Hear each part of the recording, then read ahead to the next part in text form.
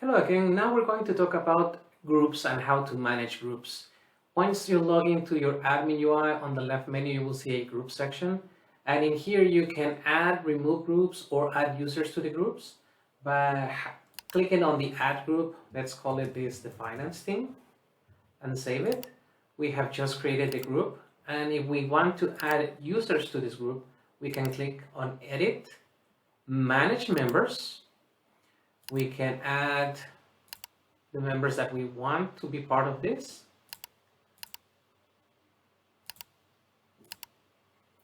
And once we click on close, now we have 3 members of the finance group.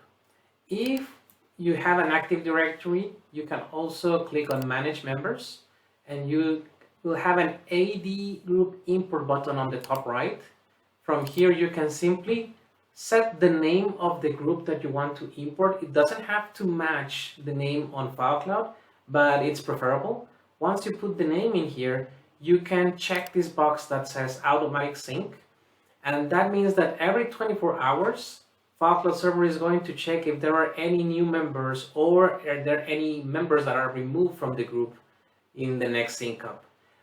Once that synchronization happens, if there is a user that is no longer part of the group, you can decide to remove the FileCloud accounts for the users if it's no longer there, if you want to disable them, and if you want to send an email approval to the members of this Active Directory.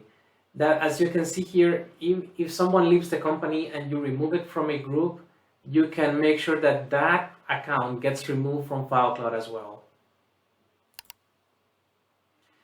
Besides this information, you can see that you can also set group policies.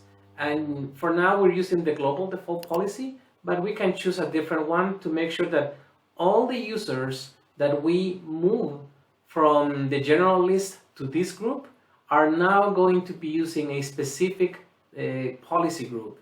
That means they're not going to be using the default one. Finally, we can export the members, and it's going to export a CSV file. And as you can see on the CSV file,